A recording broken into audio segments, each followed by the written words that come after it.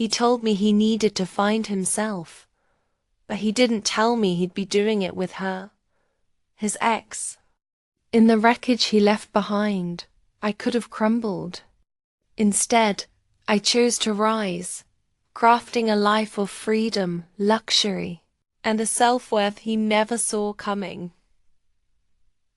Asterisk. Hey everyone, welcome back to the channel. If you're new here, don't forget to hit that subscribe asterisk. I woke early that morning, sunlight spilling through the curtains in golden shards. The coffee I made sat on the kitchen counter, steam curling up like a question I wasn't sure I wanted the answer to. My phone buzzed a message from him. He said he needed space. He said he needed to find himself. He said a lot of things, ultimately using those words I'd heard before in movies, songs, whispers of friends' divorces. But what I didn't expect, his ex. He was leaving with her, or trying to, sharing that exact phrase, finding himself, as though his identity was hidden under my skin. The moment I realized I meant more to him as a placeholder than as a home, something in me broke, not like a window shattering, but like an old foundation crumbling with every tremor of dishonesty. I watched him leave, suitcase in hand, the door closing between us like a period finalizing sentences. We never got to say ... The first weeks were a labyrinth. I'd come home and walk through rooms echoing with silence. Our bed felt too big, too empty. His perfume lingered where I couldn't scrub it away. I replayed every conversation, trying to understand. Was I not enough? Was I too much of everything he didn't want? I cried in the shower, the water hot and relentless, washing over me like regret and shame. I cried in the car, parked under streetlights at 2 a.m., letting sobs echo against the steering wheel. I cried holding our wedding pictures, tracing the outlines of his face with trembling fingers. One evening, I found myself standing in front of a mirror, hair damp, eyes red. I looked at me, really looked. The person in the reflection, quiet, hurt, maybe broken, yes, but still alive. My chest rose and fell, breath after breath, still working despite the weight I carried. My legs still standing. My voice, though shaky, still capable of speaking truth. And in that moment, something shifted. I decided I would not be defined by his absence. I would not wait for him to come back to make sense of my life. I refused to be someone who needed someone else's validation to feel worthy. I would become someone who owned her life luxury, not as opulence, but as freedom. Self-worth, not as empty words, but as a foundation. First, I reclaimed my space. I moved, packed up the remnants of our shared lives. Photos, clothes, gifts, tangled memories. I donated some things, burned others figuratively, and stored the rest in boxes, letting them sit in a storage unit out of my sight. I found a loft downtown with high ceilings, wooden floors, light, big windows that let in the sky. I painted the walls white and soft grey, bought big plants that breathed in the air. I made room for me. And I invested in solitude, in knowing who I was without him. I took morning walks, drank herbal teas at sundown, journaled pages of thoughts I'd never shared with anyone. I travelled first short trips, weekends away to beach towns, to mountains, to cities I'd always wanted to visit. I listened to local music, ate strange food, walked unfamiliar streets. I cried on some trips, laughed on others, but each journey felt like shedding old skin. I also chose to learn. I signed up for classes I had put off. Painting, French, public speaking trainings.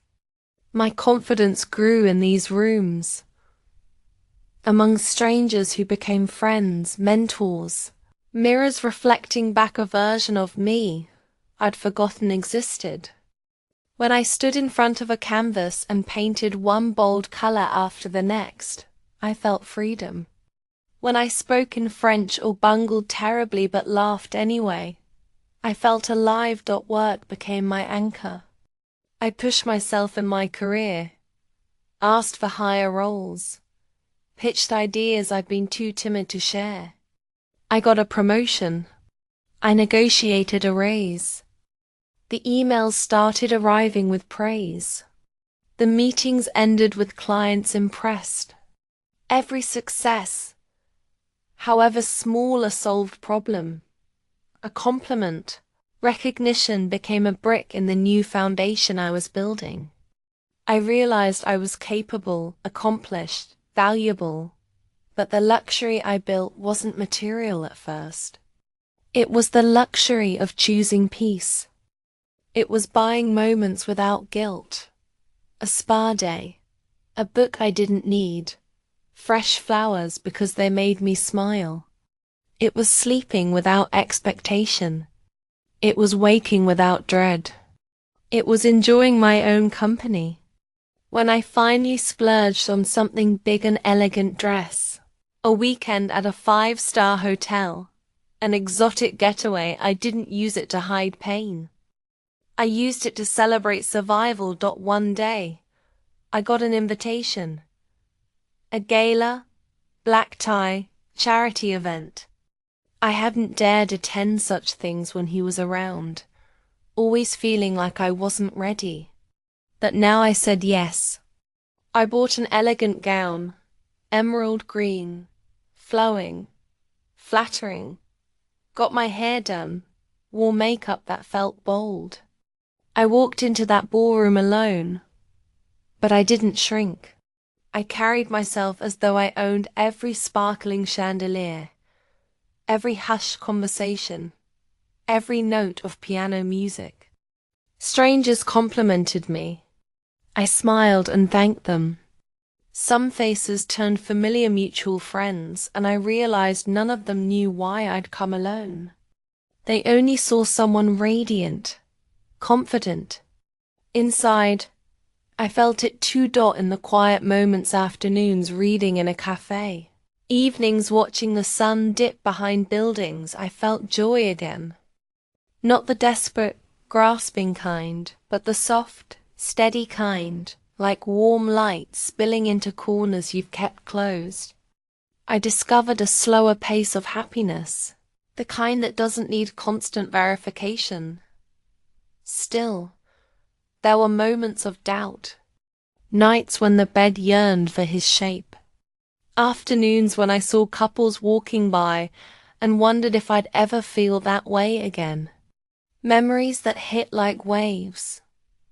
His laugh, his voice, the scent of him. Sometimes I slipped into anger rage at betrayal, at his casual phrase, finding himself, while I'd been trying to fix us. Sometimes I collapsed into sorrow, months worth of wonderings, questions I never get answers to.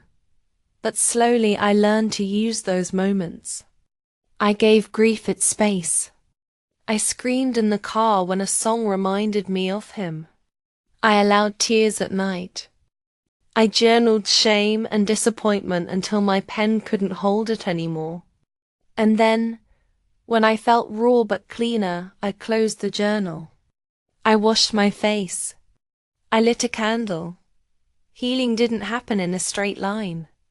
It was jagged. Sometimes regressed. Sometimes soared. But each day I chose myself more. I woke and reaffirmed. I deserve love. I deserve truth. I deserve someone who builds with me, not someone who wanders away when things get uncomfortable. Along the way, I attracted new people, friends who supported me, honest and kind. People who liked me not out of pity, but because I was interesting. I met someone who saw my value not as a version of something's missing, but as fullness. Not that I rushed into love that would have been easy. Instead, I moved with caution, clarity, refusing to accept anything less than mutual respect and affection. At work, I became a mentor, helping others find their voices.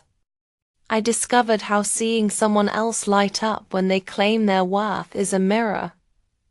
I lit up too. I gave speeches about confidence. I shared with those who asked about how to rebuild after betrayal.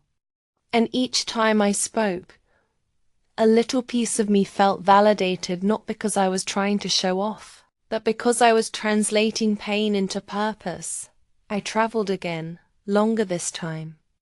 I stayed in places where sunsets felt endless, where the sound of waves soothed salty ache, where strangers' laughter reminded me that the world is wide, beautiful, unpredictable. I learned languages, tasted cuisines, collected stories. I let myself fall in love with landscapes and people again, even without romance, just life. One autumn evening, I stood on a balcony overlooking a city skyline. Lights twinkled. A gentle wind carried the smell of rain. I held a glass of wine, but more than that, I held experience, every tear, every midnight thought, every moment I decided to stand up again. I raised the glass modestly, no toast, just a quiet celebration. With myself. Weeks later, I heard he was with his ex again. A mutual friend told me. But when I heard it, the news glanced off me. It no longer stirred anger or jealousy or longing. It stirred compassion, because I had chosen love and truth and freedom. Not for someone else, but for me. Now, I live in abundance. Not just of money or material things, though many of those luxuries came. Lovely clothes, travel, beautiful surroundings, but abundance of self. Self-worth that doesn't depend on someone else's orbit. Freedom to wake up thinking of possibilities, not regrets. Peace in knowing I deserve honesty and real communion. And joy in the small things. Laughter with friends, reading in quiet corners, spontaneous road trips, sunsets unshared but fully felt. No, my husband didn't find himself with someone else. He lost the chance to build anything more with me. But what I gained? I found me. I found strength. I found that I am enough. I found that my dreams don't need him to breathe. If I could say this to the woman he's with, I hope she knows the kind of courage it takes to walk on someone else's tear tracks. I hope she knows that I'm not bitter. I hope she knows I'm grateful to the heartbreak for teaching me what I'm worth. And every morning, when I open my eyes, I remind myself, I choose freedom. I choose love first and foremost, my love. I choose the life I build with my own hands, my own heart. Because when someone walks away saying they need to find themselves, it forces you to find you. And in that discovery, that reclamation, you find something better than you thought possible. A life of dignity, of power, of peace. I built that life, and it glows.